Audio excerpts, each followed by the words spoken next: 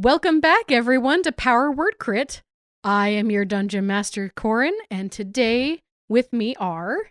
I'm Kayla, and I'm playing Celestine Peacechild. I'm Ander, and I formerly played Kurt. Unfortunately, he perished last game. So sad. Yeah, it's a thing. And so Is he still not over it? Yeah, it's okay. I mean, there's a lot of history there. It's true. And so we will be introducing a new character today, Wesley Eldridge, who we will meet later in the episode. And I am Ashlyn, and I am playing Izzy Welkenmov. And David, unfortunately, couldn't be with us today. We miss him, and we promise that he will be here next episode. Just to recap,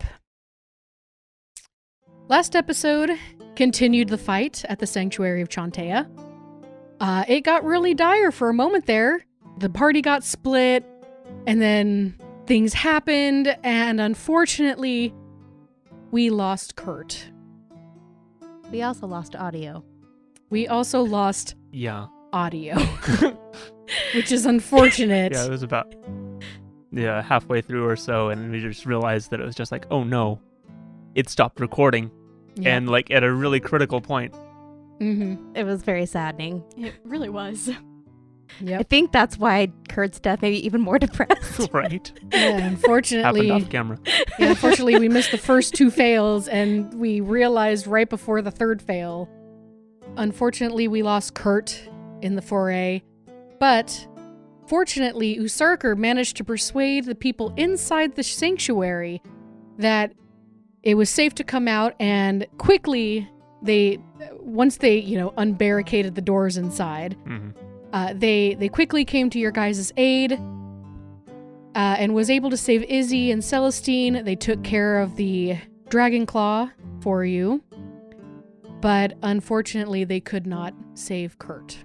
You guys then made it back to the keep, to which Governor Nighthill opened up the doors for you guys, and that is where we will begin. And there is also no Madame Mondoff and her followers in front of the keep anymore, right? Correct. The siege, there's nobody in front of the keep at all. Interesting. We had seen them kind of marching off into the distance, I think. Yes. Well, we saw a small group of them. I don't know if we saw all of them. Can't remember now. It was torches in the night. It's dark. It's true. You saw people going to the southeast. That's all you really know. Governor Nighthill is limping. His hair is frizzled because he got hit by some lightning blasts. He goes, You made it. You made it. How many were in there? Were you able to save them all? I'm looking back at the ragtag group we've got back there, and I'm not sure how many there were to begin with, so this many. Yeah, and there's about 40 to 50 people behind you. This many. We did lose one though. Who did we lose? Kurt, our partner, our adventuring partner.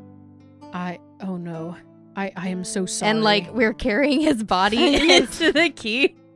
He looks down at the body, and he goes, "Oh no, I am so sorry."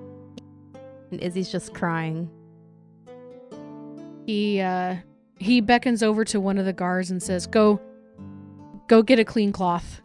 We'll wrap him up, and we'll take care of him. We'll take care of his body." If I could speak to you about that, sir, I'd really appreciate it. Of course. Everybody, please come inside. We have food, we have provisions. Please, And at that moment, you see a woman step forward, and she goes, Tarba, you're okay. And he goes, "Oh, thank goodness, Aaron, you're okay." And they embrace, and you assume that this is his wife. I was afraid he was going to ask if his wife was okay, and I was going to look back and go, I have no idea, sir. Which one is she? I got 50 people here. I'm assuming it's not the male, but I don't know. So as the procession goes into the keep, the doors shut behind you, and you notice that a lot of able-bodied people are grabbing weapons, and they look to be sectioning off into groups of 20 or 30 people. And he says, I will speak to you in just a moment, Izzy. I'm sorry, but I'm sending out troops to try and take back the city. We have enough people now. We've regrouped. Give me just a moment. I apologize. That's okay. Thank you. And so this starts to happen. They open the door, and then a group goes out, and then they shut it. And these groups of 20 or 30 people just start going into the town to take back the town. Nice. At this point, it's been about 30 minutes or so that they've been able to shepherd everybody into rooms, get medical care if they need it, food if they need it. And the governor approaches you, Izzy, and says, what may we do for you? So, is it possible to send Kurt's body back to his family in El Terrell? And I'd also like us to send a letter with his body to tell his family what happened. Of course. Escobar. And you see the dwarf, he just kind of randomly pops up. Mm-hmm. You're not entirely sure where he comes from, but he just seems to know whenever his voice, or whenever his name is said, he just shows up. He's a good Castellan. He knows when his lord needs him. Yes, indeed. He goes, yes, sir. Please get this woman some paper and some ink and as much as you can find. He goes, yes, sir. And then he skitters off to go find you some provisions. And while he's doing that, Izzy will kind of just wipe the tears from her eyes and start to think how she's going to say this to the man who basically raised Kurt when his own parents passed away, and how he's going to explain to his aunt Deidre, who loved Kurt as if he was one of her own sons, and just trying to control my emotions and how I'm going to basically break their hearts with this information, and especially since I don't have any good news about Jaden. But I will formulate what I'm going to write to them as I wait for Castellan Escobar to return. All right, it takes a few minutes, and Escobar does return, and he gives you a stack of about 20 pieces of paper, and he says, "This is all we have right now. We have very, very little ink, but if you need maybe magic ink, maybe we could find somebody." I think this should be plenty. It's not going to be a very long message, but thank you so much. Let me know if you need anything else. And you can see that they've put Kurt down with the rest of you see that there is a corner full of sheets.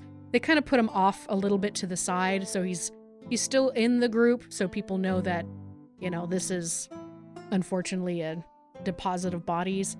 But they do put a sheet over him, and it looks like it's a very crisp white sheet. Okay. Izzy will take the next 20 minutes writing this letter, and she might use a couple of sheets as she tries to pen out her thoughts and keeps changing her mind on what things to say. But the eventual letter is addressed to Master Malachi and Madame Deidre Prazio. And it reads, "By the time you receive this letter, I'm sure you'll have heard about the attack on Greenest by dragon cultists. Kurt and I did our best to fight against these villains to help rescue the townspeople, but at the cost of Kurt's life. I know it is a small comfort, but please know that he fought bravely to the last moment. He was instrumental in rescuing dozens of innocent people who were trapped by the cultists in a sanctuary of Shantea. I've arranged to have Kurt's body sent back to El Terrell for proper burial rites. I wish I could be there in person to share your grief, but Jaden is still missing. I know this news must be difficult for your family, losing your nephew while your son's fate remains uncertain. But know that I will do all within my power to find Jaden and bring him safely back home. My deepest condolences." And it's signed Isidore Aliana Welkenmath. Celestine, what are you doing during this time? So Celestine is well aware of what Izzy's going through. It seems that Izzy just needs time to herself, though. She's not going to impose on Izzy, although she will let Izzy know that she's there if she needs her. And she's probably going to help clean Kurt up and get him ready for when he travels. No one wants to see their nephew come home with blood all over them, so. Yeah, and they let you do that. They let you start taking care of this body as you see fit. And now, go ahead. And as soon as, if the priests here don't, as soon as morning comes and I've had time to rest and prepare a spell, which, given the rate we're going, is going to be forever, but whatever. This has all been one night. I can prepare Spare the Dying so that he will make it pristinely home. So. Oh, yeah, that's a thing. I like Spare the Dying. I forgot that can work on someone who's already dead as far as, like, preserving the body. Yep. Mm-hmm. And they will not come back from the dead for this 10 days it's active, I think. 7 days, something like that. So. Nice. Yep. That's very good. You don't want him coming Those back. pesky Please don't come back as a zombie. Those pesky necromancers that just litter the fields of greenness. Zombie, I would be very sad. There's a couple of adventures that have happened where, if you don't bury the dead properly, and deep enough, they kind of come back. So if you don't bury the dead come to bury you. Yeah, that sums it up. That would be a heck of a that's a very surprise to run into Kurt again. Oh my gosh. As a zombie, Kurt. Oh no. That would be very Yes, interesting. Spare the Dying in the morning. Celestine, as you're cleaning the body, you see a younger girl. She looks about to be 18 or 19. She comes out of the room that you remember where they took Usarker when he was unconscious. And she's looking around and she's looking extremely, extremely panicked. And she's like, "Help, please! Somebody help, please! I don't know what's wrong with him. Please!" I'm gonna put my stuff down and go over and what's the matter? My friend, he was, I found him unconscious and when I brought him to the keep, but every once in a while he kind of twitches, but but just come here, please. Okay, in my mind, I'm like, okay, we're gonna hope he's alive, but, in my mind, I'm like, dead people can twitch. We'll see. So, she quickly leads you in there, and you can tell that she has pretty much not left this room. Also, just so you guys know, the keep, there are portions destroyed of this wall. It is still, there is still a wall. But there's also sky. There are huge chunks of just rock that fell inward when, Lenathan started attacking. And so there's like huge cracks in the center of the keep that like the foundation is cracked itself. Ooh, it's going to be a major project after. Yeah. So like there's sections of the keep itself that's like, well, you can get up this way and you can get up on the other side, but you can't go across. Because there's just a chunk missing. It's still fortifiable. It's just a mess. Yeah. It's a bit of a parkour challenge to get around. Yep. So she leads you around some of the chunks that people are trying to move away. And she leads you inside. And you walk in and you see that there are some makeshift beds. There's about 5 on each side. And Usarker was on the one on the very end. If you're looking into the room, it was on the right. Mm-hmm. And you see someone on the third bed on the left, the third furthest away. Okay. And it looks to be a young man, and he is twitching, and his eyes are open. Oh, okay. They are open so wide that you're he's not dead. Okay, got it. Very well. He's twitching. I'm assuming the eyeballs are slightly moving a little bit. Maybe that's a bad assumption to make. Yeah, so okay, I'll get closer. You would have to get closer. I get closer. So you get closer to him, and you see that yes, his chest is moving up and down, but it's very shallow. It's very quick. And this girl says, "Please, can you take a look at him? He was cold, and now he's burning up. I don't know what's wrong with him." Yeah, I'm taking charge, and what on earth is wrong with this fella? All right, go ahead and do a medicine check.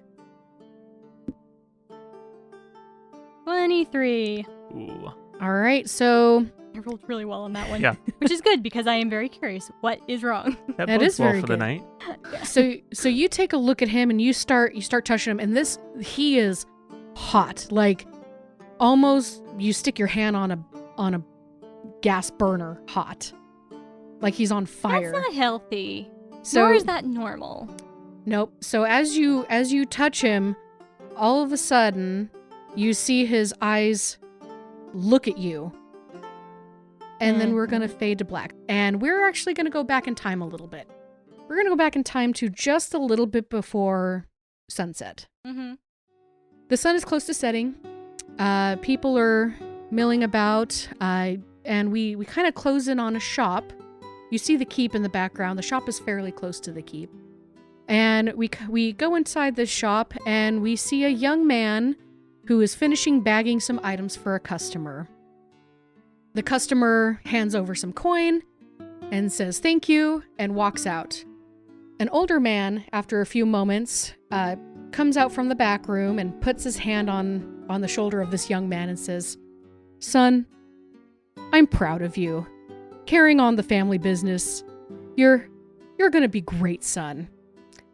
Ander, please describe your new character." So, as the camera turns and sees this young man, he is only a little bit older, a little bit taller than his father, who is not a tall man, but he is thin of frame, and he has the shock of red hair that is bright and fiery, and curls down to about his ears. He is neatly dressed, but wears long sleeves, and even gloves and a high collar and a scarf, even though it doesn't appear to be very warm in this area, very cold in this area at this time. And he has sharp green eyes, and he has a rakish grin every once in a while, although he seems to be the humble shopkeeper's son at the moment, and the good son. Yes, thank you, Father. I'm trying to do my best. You know how it is. I know you will. How about tonight? How about I let you close up? And he kind of jingles the keys in front of you and hands it over. Thank you, Father. I'll make sure everything's swept and tidied and everything like that. I know how important that is to get things ready for the next day. I won't let you down. He kind of wipes his eye a little bit. You see kind of a tear. He looks like he's very, very proud of you. And he kind of ruffles your hair and, kisses your cheek and says, "Oh, stop it, Dad." "Oh, you may be an adult now, but you are still my son." And he cleans up a few more things before he leaves, and he waves off to you and says, I'll see you at dinner tonight. Don't be too long now."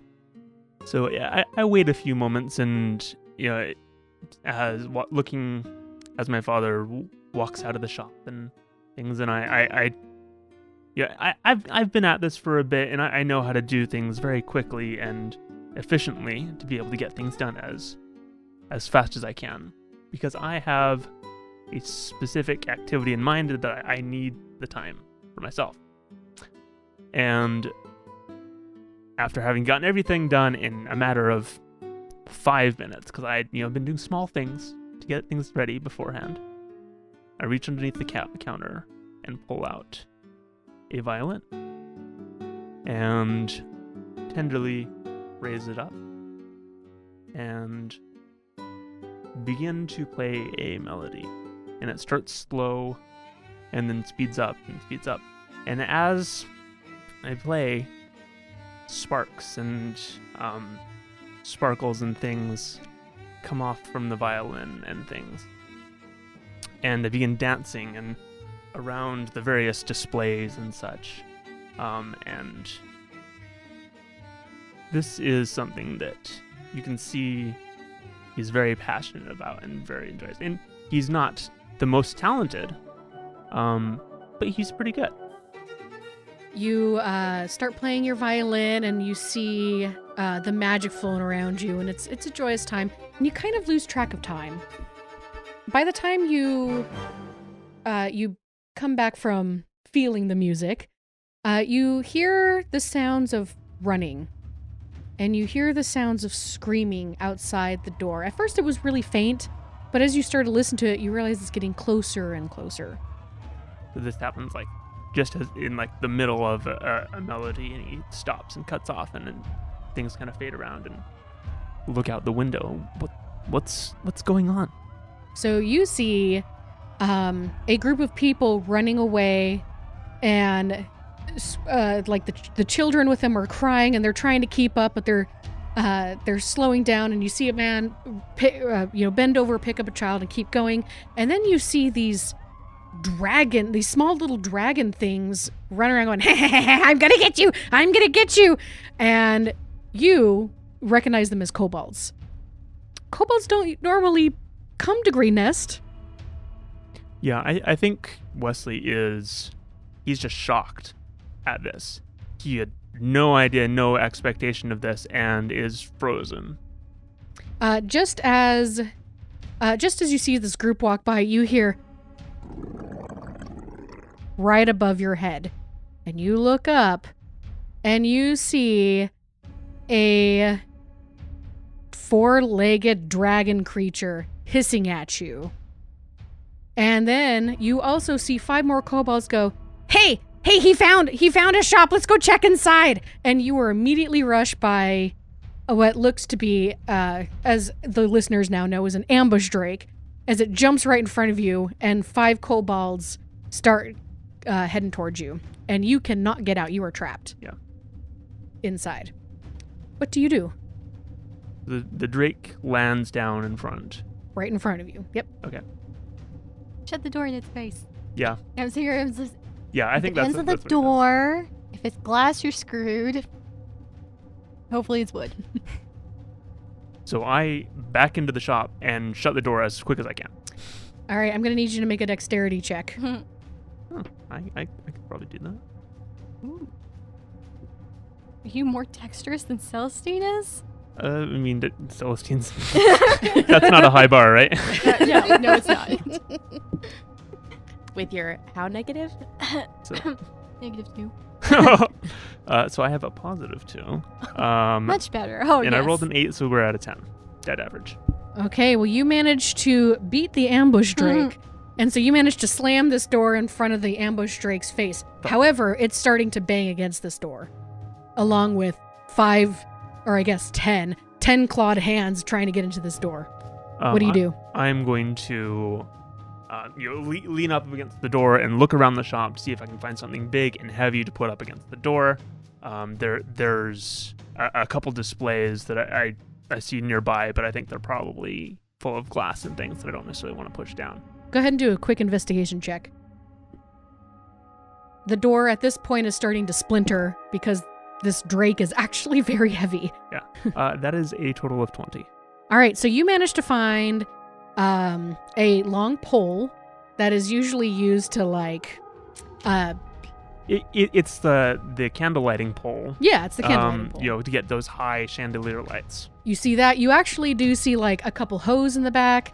You see a couple shovels that you could easily use as an improvised weapon. So there are some things, but the candle lighter that you were talking about, that would probably give you about 10-foot reach. What do you do? I want to try and bar that across the door to be able to try and block it. Okay. Go ahead. Go ahead and do another dexterity check to see if you can do that before they do. 16. All right, you managed to do that. It looks like it's going to hold for maybe a few more hits, but the door is starting to crack, and this thing is wood. So, what do? You're essentially trapped in here as they're trying to break in. Okay. I think that seeing this, I steel myself and try and reach down deep inside. I've done this before. Think. And I think the camera zooms in real close on him, and you see on his face and around him a slight glow, and his eyes light with fire. I'm preparing a spell for when they open the door. All right. So you hear boom, boom, crack, boom, crack, crack, crack, crack. and the door shatters, and the pole that you put in the way also snaps, and this ambush drake comes in and starts lunging at you. As it leaps into the air, I want to cast Firebolt. Okay. So Nice.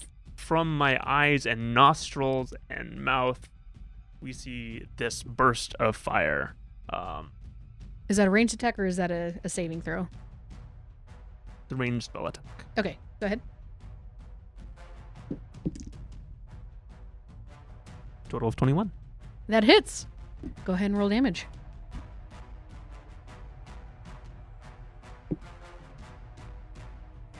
That is going to be 4 fire damage. All right. So the ambush, the drake, kind of hisses in pain, and then immediately lunges at you again. And it's going to try and shove you back. So this would be a contested strength, right? Yeah, and I am not very strong. Oh, and I didn't roll very great either. What'd you get? So I rolled a 4 and I have a -1 strength. So I have 3. It also rolled a 4, but it has a +1, so it rolled a 5. So it manages to shove you, and it doesn't quite knock you prone, but it shoves you back, and these 5 kobolds just start ransacking the place. No, stop! What are you doing? Get out! Shut up, youngster. This has nothing to do with you. And they just start grabbing the glass. They start grabbing shiny things. They start grabbing other things. And then you see one of them grab an object with 3 gold bands around it. And at that, my heart just goes cold. And then it goes blazing hot. What do you do? That I cannot let that leave the shop. It is something that my family has guarded for generations. And just yesterday, on my 18th birthday, I had been in a somewhat elaborate ritual, been bestowed as the keeper of said object. It is a what looks to be a large tooth, about like the length of a forearm, and it has many carvings on it, and as you said, is wrapped by these 3 golden rings. And with that, the fires within rage out, and I cast another spell. Okay. I'm going to cast Sword Burst, Okay. and this is a dex save of 13, and so, and I'm gonna flavor this as flaming swords. So a burst, for a moment, this burst comes out from me, and a circle of spectral blades sweep in a fiery circle. Okay. Each creature within that range must succeed on a dexterity saving throw or take 1d6 force damage. Okay, so how much, how far away? Sorry. It is 5 feet away. Okay, so you could probably get the drake and 3 of the kobolds. Okay, that works. So, okay. Gotta roll some dice. Hold on. Yep. And you say the DC what? 13. Okay, so the first kobold passes. Second passes. I'm rolling really well, sorry. Yeah. Fourth passes, that's a 20. And then the drake... 14? 13. Okay. Sorry, they all pass. That's okay. No. Wesley's just unlucky. I am so sorry. Don't worry, all my rolls will be really bad after this, I promise. So they all manage to see what you're doing, and they start jumping out of the way. These things are like, whoa, this guy's serious. Get him. And so the drake pounces on you, and it's going to try and knock you down. So this will be another strength check. I told you my rolls were going to be bad after this. Oh no. I have a 9. I got a natural 1. Oh, okay. So a 2 total. It jumps at me, and I manage to shrug it out of the way. Uh-huh. And it goes behind me. All right, so... Okay. I'm not even going to roll anymore because I just rolled a natural 20. Okay. So you jump out of the rear, and you're like, ha! I did it! And then you feel something really heavy connect to the back of your head. And you are instantly down. And then you hear and then you feel something else smack your head again. And you don't feel anything anymore. You feel nothing. You see nothing. And then all of a sudden, you're standing back where you were. And you're staring, watching these kobolds as they ransack this shop. But you can't move, Wesley. Your feet are like stuck to the ground. But you look down to see what's keeping there, and you see you. Eyes half lidded, and your body is staring back at you. And in that moment, you realize you're dead. Well, maybe. You don't see a tunnel, and you don't see a light at the end of the tunnel. In fact, you don't really see anything else. You're just your feet are just stuck in your body.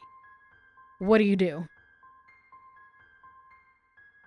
Well, as any reasonable person would do, I scream and freak out a lot.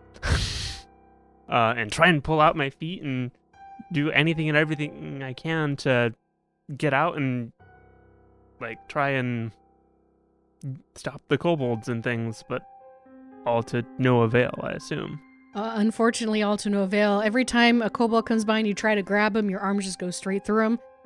And you can't detach your feet from your feet, and it's a weird sensation because you feel nothing and yet you could feel you're attached.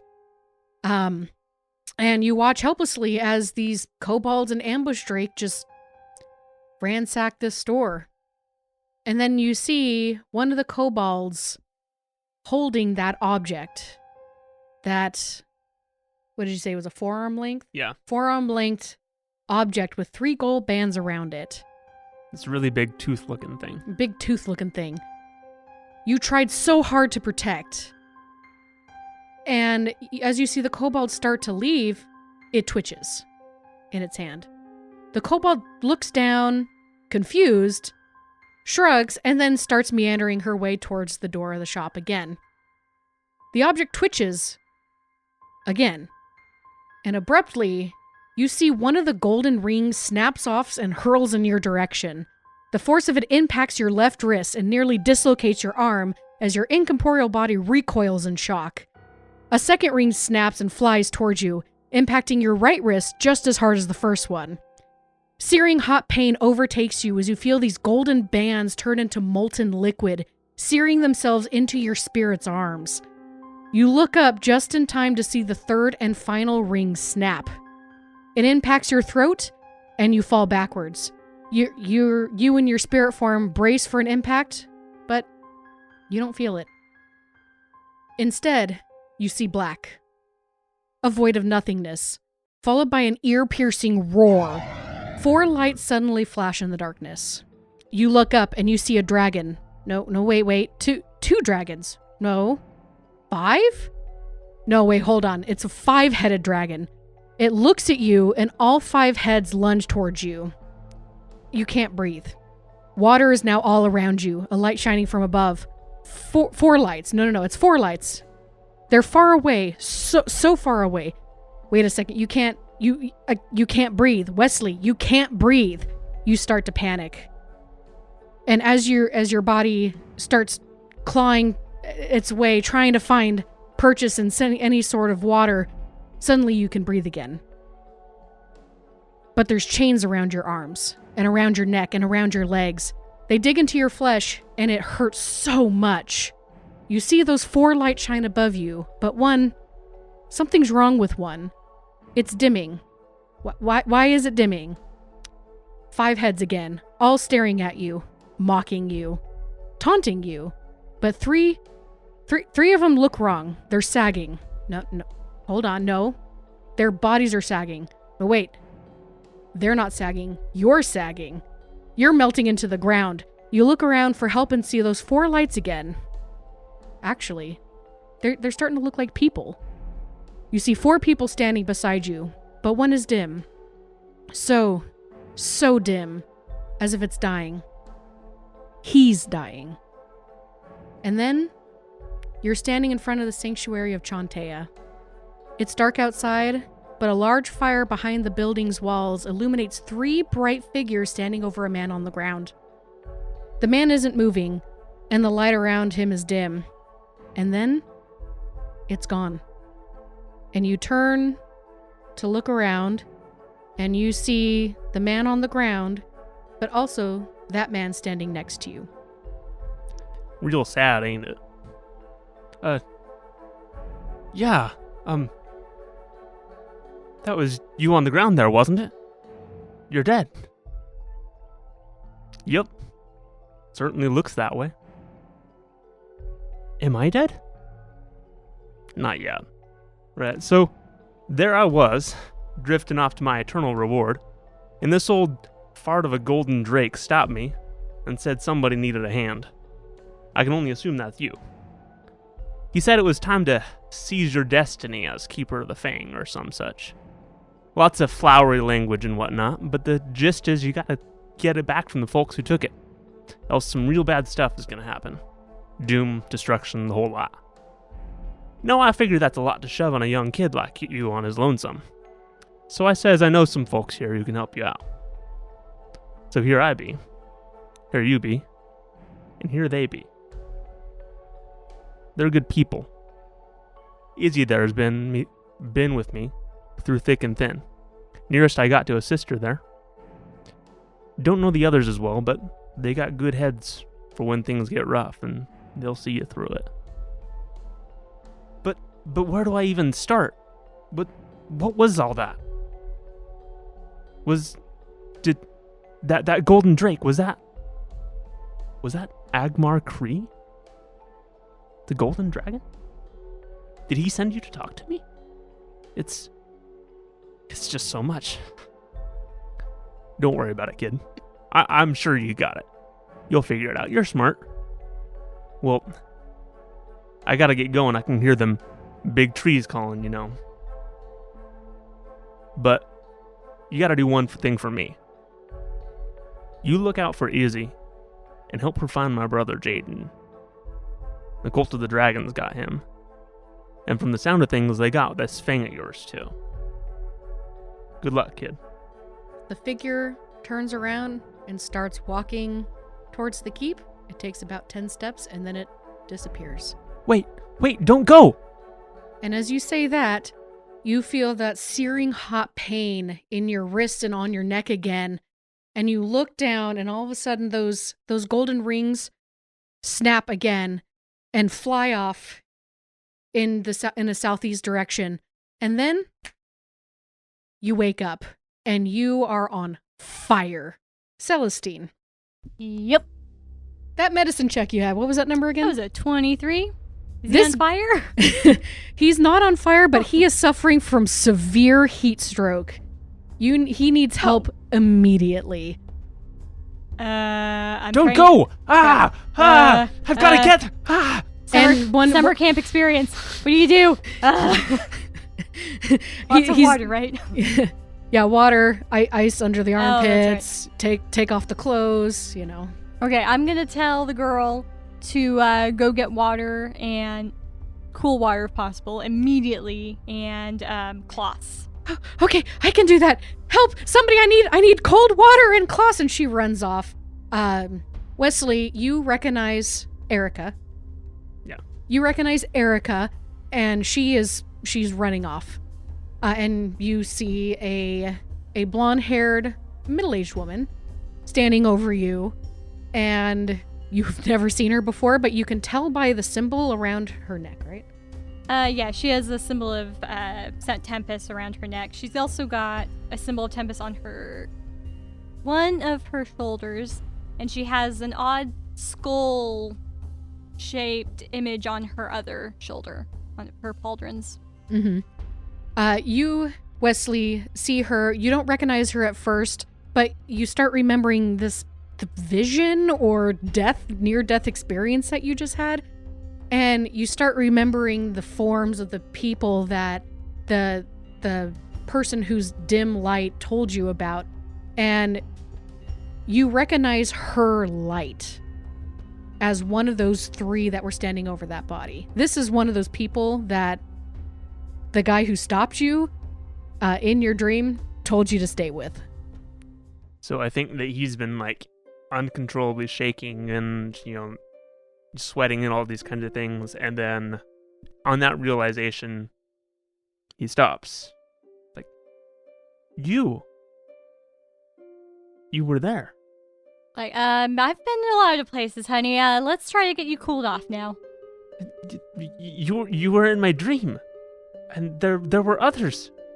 Honey, I better only be in one man's dream. That's gonna be my husband.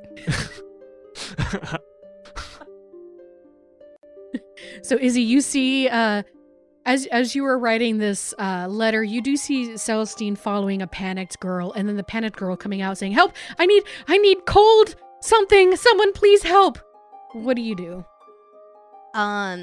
So I haven't actually finished writing the letter at this point. At this point, you would have, yeah. Okay. Maybe I'm just cleaning up the mess I made because I had like crumpled up a few papers that were horribly awfully written. Like I totally misspelled things. Drafts 1 through 7. Right. Yes. Izzy is just distraught. And she's going to hear this plea for help, and she's going to get up and try to take a deep breath and approach her and say, "Yes, there's what's going on? I need cold towels or ice or something. My friend he's being treated by a cleric, but all right, let's go find Izzy? Escobert. Can I see Izzy through the door? You can see Izzy through the door. Yeah. Izzy, water, ice, rags. All right. You've got a good head on your shoulder. I know you'll be fine. I'm This other gonna girl- go look for Escobert. Hello. Did you need me? You I just summoned him think with his name, My and he mistake. appears. And he was like right behind you the whole time. I mean, that's not creepy at all. No, not at all. He's the Castellan. It's his job. Yes, Escobert. Could you help me get some towels and some cool water and ice? Apparently, there's someone in the infirmary who desperately needs it. Of course. I'm right on it. And I'm going to follow him because I'm going to help him. All right, so he immediately does. He immediately starts wandering off. You follow him. This girl also follows you, and she says, "I'm so sorry. Normally I don't panic, but I don't know what's happening to him. I saw him unconscious." I'm going to put my hand on her shoulder, and I'm like, "It's okay. We're gonna help him." Okay. And after a few minutes pass, you manage to grab a bucket of ice and quite a few towels that have been wetted and cold, Doused in the ice doused in bucket. cold. I don't know. Someone may have done like a ray of frost on it to cool it off. Who knows? Magic. Is that a just cantrip? magic. I hope it's a cantrip. Frostbite? I don't know. Ray of Yeah. Frost is, I think. Yeah, it is. Okay. Might, yeah. It's So like, they don't do be that. wasting spell slots on this. Yeah. Yeah. Somebody did frostbite or ray of frost. You're not entirely sure, but somebody did it. I'm not very magical. And you walk in to see a young boy about 18, 19 years old, and Celestine, trying to calm him down and things like that. Mhm. And All right, I'm going to take the bucket and thank you, Escobert. And no problem. And then he rushes out. all right, and I will approach Celestine with the bundle of wet cloths and the ice water, and I will say, what do you need? How can I help? Like, okay, I need you to cool him off. You need ice. Put a cool rag on his forehead. Put some ice behind his neck, under his arms. I'm going to take the cloths that have been soaked in the ice water, wring them out a little bit, place them on the young man's forehead, under his neck, probably in the armpits, and on his wrists, his ankles, any of the pressure points that I'm aware of that are most sensitive to hot and cold, to help cool him down. And any extra cloths that I might have, I'll just drape them wherever, like his stomach or his legs, arms, whatever, and kind of switch out the cloths as needed as they get too hot and need to be reapplied with cold cloths. Okay. So this, Wesley, the coldness feels real good. Yeah, right. You didn't realize you were burning up until you woke up? Yeah. And Pretty delirious and such, I bet. also a symptom of heat stroke, I believe. Some hallucinations. He's babbling about some vision quest or something. I don't know. I've got to go to the southeast. The bands told me. Oh, were they heavy metal bands? Were they rock bands? Anyway, So, about an hour passes and the fever and you start to cool down and you feel much better. During this time, you guys see the keep doors open periodically and you see more people being shepherded inside. It looks like what's happening is that Governor Nighthill is, again, sending out these small troops to grab people, to bring them back, to find more able-bodied people, to send them back out again to take back the town. After I would say after a couple hours at this point, the governor walks in and he goes, "Oh, there you guys are. I wanted to give you an update since you've helped so much. Usarker's been helping us deploy and strategize and everything." He's good at that, I've noticed. He's very, very good at it. He's helping us deploy and send out troops and things like that. I just wanted to let you know that it looks like the vast majority of the cult has left. And it looks like once the siege left, that they've been slowly, we've either run them out or they've slowly been leaving. And at this point that you guys know, it's about 2:30 a.m. Oh, it's been a long We are day. tired. Oh, it's been a long day. It's been a very long day. Yeah. Long night. Yeah.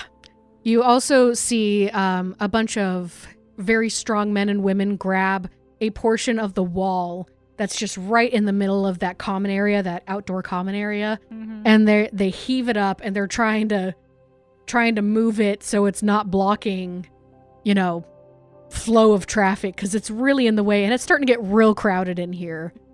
He says, even though they're leaving, we don't know if they're coming back, so we're trying to bring people inside just in case. That's smart. That sounds like a good idea. So far, it doesn't look like they're going to retaliate anymore. But I am kind of worried about... I don't know. Did you meet a champion at the sanctuary at all? I mean, there was this really mean jerk who killed Kurt.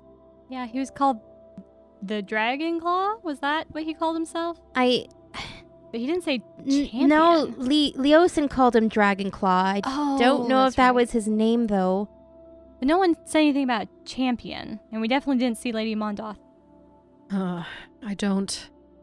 I'm worried. I don't know if we should let our guard down, if we should send people back. I don't know what to do. People should probably stay the night. Just find a place to bed down. You should probably have some guards out just in case. Also, could I get some healing? I'm still feeling really hurt. Oh, of course. I think we've got some. I think we've got some health potions still. Hold on. Still at 1 and hit point. And he says, "Oh no, We're quite the pair." And he says, "Escobert, yes sir."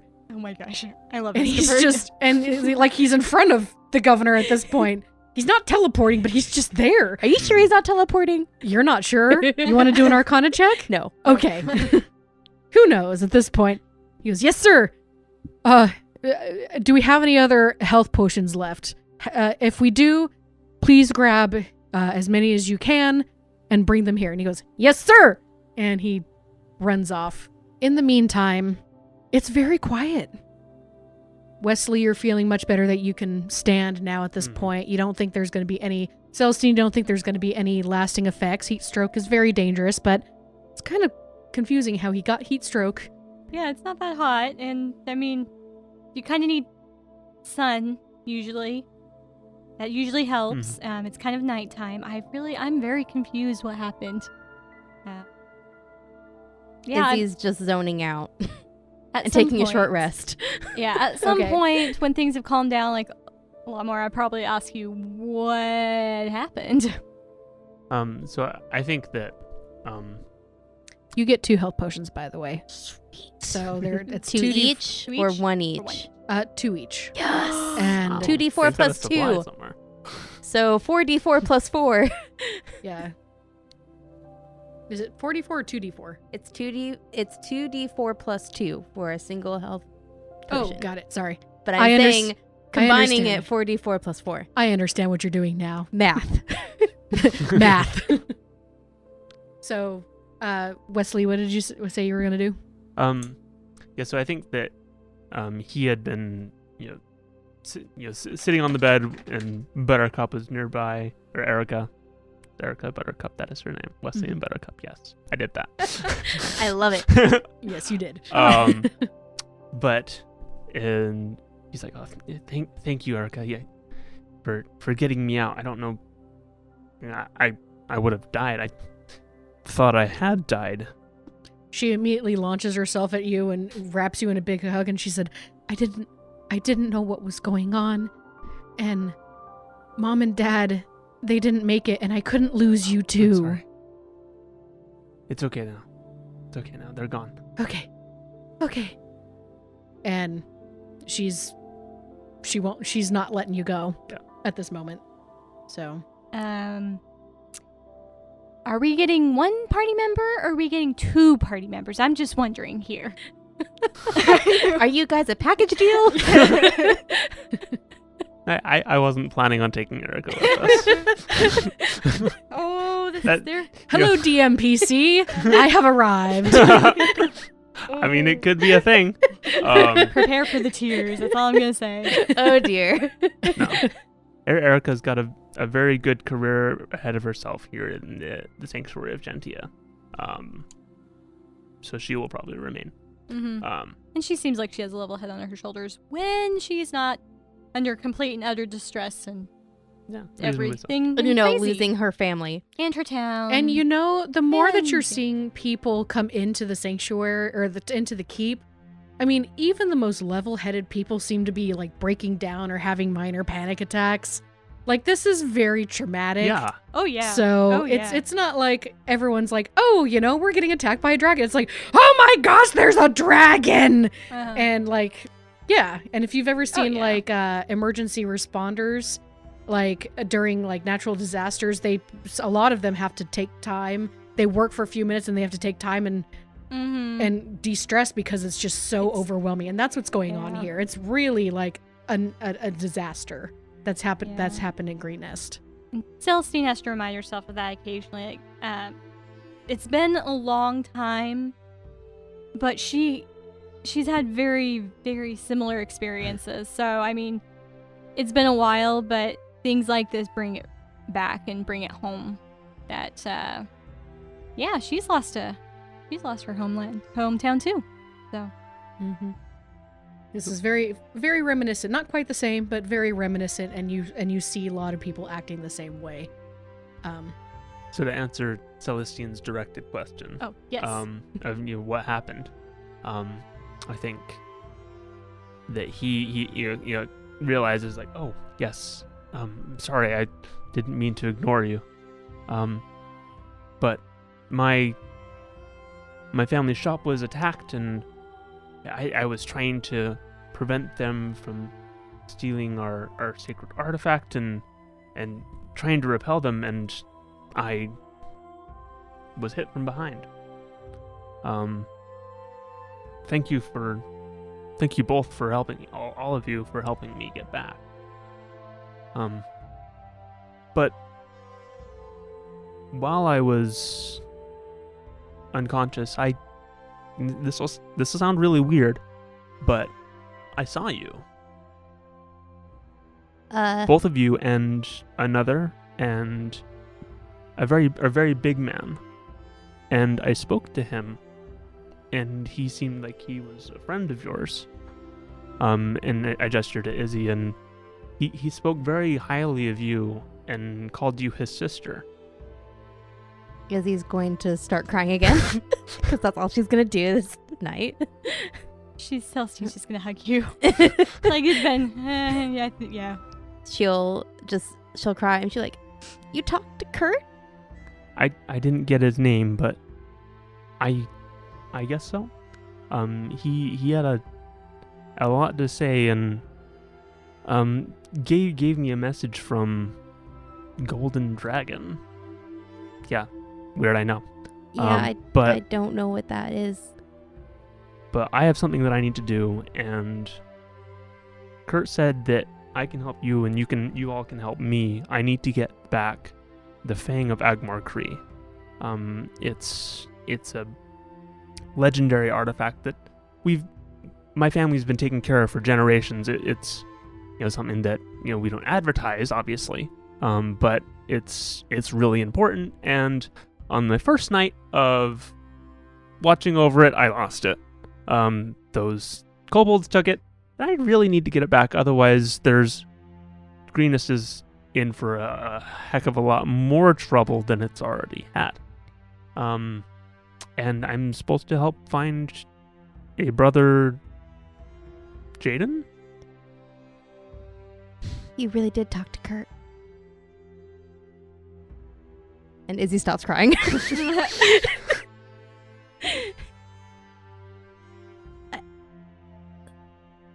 What does this thing look like? Do you even know where to begin looking for it? Like, so Celestine, we're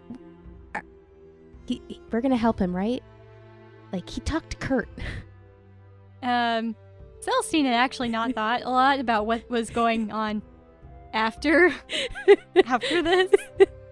But no, she's definitely gonna help you find Jaden, because you obviously need help, and she's a little concerned about what's going on with this dragon cult thing, and she's realizing she probably needs to read up a little bit on dragons and figure out what's going on, because now she's heard of. She at least, I think, was somewhat familiar with Tiamat. Is that okay? Making sure that was common knowledge. Kayla has never heard of Agmar Cree. So I don't know if Celestine has heard of that. Go ahead and make a history check. And I'm going to say with disadvantage. Okay. So not quite common knowledge. Here we go.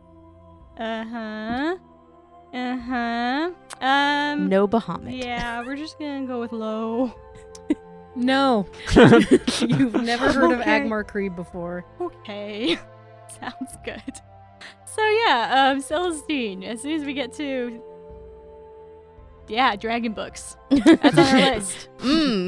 So library. Yes. We'll have a library adventure soon. Yes, Library exactly. episode. Right after the shopping episode, right? Oh my gosh, that's what I was gonna say. Oh my gosh. But yes, Celestine tells Izzy, yes, of course. We've got to save Jaden, and it sounds like mass destruction if we don't find this thing. What does it look like again? What is it? True. That is a good question. So it is a long fang. The legend passed down to my family is that it is from an ancient dragon from the Age of Legends, who was a general in the Dragon Wars. Okay. The Agmar Cree. And when it was given to my family, it was said that as long as someone from their bloodline held on to the thing, then they and their land would prosper. And if it was ever to be lost, then their land would be lost, and much doom and destruction and such. Oh, yeah. I'm still not sure what this thing is. Is it like a stick or The tooth, a stone? a literal fang of a dragon, if the legend says true. Okay then. Oh, a fang. So it's a tooth. Okay, got it. I kept hearing F-A-N-G. thing.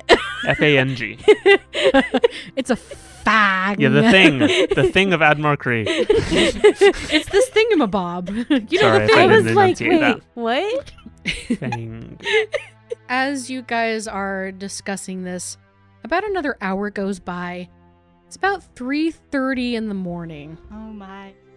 And everybody's adrenaline that they've been living off of for the last, 6 hours or so is starting to wear off, and people are looking extremely tired, and like the shock of everything is starting to go. The keep is very, very crowded now because a lot of people from the town are back. And as you start thinking, okay, this is it. Everyone go ahead and make a perception check. All three of you. I feel like can mine be at disadvantage because Celestine's tired. She is not a young woman Sure, anymore. you can impose disadvantage on It yourself. just feels appropriate at this point. She's just exhausted. This is my first roll with one of my new dice. Ooh. Use the portal one. Ashlyn has very fancy dice. I They are do. like brass inlaid with Oh, those what is it? That's like rainbow fluorite, so it's like green and purple, but Yeah. there's some added sparkle to it. They're really neat. I love them. Okay. Ooh, and they rolled really well for me. Good. Celestine, what'd you get? I got a 4. Okay, Wesley. I'm thinking of that bed. It's like, I need sleep. I have a total of 20. Okay. Oh, good. Izzy. My companions. So with my perception bonus of 0, I have a 19. All right. Oh, So, good. My companions rolled can well. hear things. so Celestine, you're dreaming about that bed that you purchased that you have not been able to use at all. That is true. That is really. It may not even exist anymore. You're not sure, and that's That's very true. upsetting. That is very upsetting. Oh yeah, the bed at the inn. Yes. That was so long ago. Oh, Quite my literally. It was literally like 9 episodes ago. Which for us in real time was like, what, 3 A while months? ago, yeah. goodness. So, I forgot how, that was a thing. however, Izzy and Wesley, you hear the sound of banging. At first, it's just kind of like, I don't know, maybe some kids playing on a drum or something. But it's getting louder. And it's not coming from inside the keep. And you hear boom, boom, boom. What do you do? I'm gonna go investigate. All right, so You tell I'm going to Celestine? hop off the bed and do so too. Like, there's a booming sound, Celestine. We should go and investigate. Erica, you stay here. Why You, to you, sleep? you have to stay safe. We can't sleep until we know for sure that the danger is gone. It's We can't lose anyone else. We've already lost Kurt. We can't lose anyone else. mhm. Guys, it's true. She gets up. So Wesley, picks did up you her say you were going with them? warhammer. Or are you staying inside? In hindsight, he actually probably would stay. Okay, Yeah. and that's fine. Yeah. So Izzy and you managed to convince Celestine to get up. I need someone who can It didn't take too much. be my tank. Yeah. It didn't take too much to convince her, but yeah. As you leave the room, it's louder, and you notice that other people are kind of looking around like, what is that? And the sound is coming from the southeast. So you guys, well, what do you do at this point? Let's go It's getting to a louder. wall. So it's not like it's coming from at the keep door. It's coming from beyond So the town? keep door is facing west. Okay. It's coming from the southeast. Okay, I'm going to climb up to the... Oh my gosh. Parapet up there? Yeah, or- the parapet. I Mhm. was like, that thing that we had a struggle saying. Perfect. Yes. The paraffin parapet. I'm going to climb up to the parapet and I'm going to look southeast and see if there's anything. Was it southeast? Yeah, I'm just saying, like, Oh. that's where the ring's said to go. Yes. Southeast. Mhm. True. Yep, I'm going to look towards the southeast direction, see if there's anything that I can actually see that's making that booming sound. All right. So you and Celestine, along with a few other people, climb up to the top, and you look out and you see torches. And Okay, you that means we can hear, see them. you are correct. You were correct before. It does sound like it's a drum. But it kind of sounds like one of those drums to keep in time because people are marching. Oh no. Yeah, I So wondered. Celestine's familiar with these types of drums. Yeah, at this point, Celestine, you can now hear it. Dang it. Are they also chanting? Yes, yeah, they're totally chanting. Yeah, that they're Oh, I thought totally it was more chanting. like, we are marching on behalf of Tiamat, Tiamat, Tiamat. some are doing that, yeah. So like you hear the drone of the and then It's you the hear them. kobolds doing the funny one, huh? Yeah. Some of the cultists seem to be doing it. You hear some humanish voices doing that, but Okay, okay. anyway, so you hear the drums coming from the southeast, and you just watch them, and it's a big group, and you see cultists and kobolds, and you see these like flying dragon-like creatures. They don't look like the drakes, and they don't quite look like the dragons. Celestine and Izzy, go ahead and make a nature check.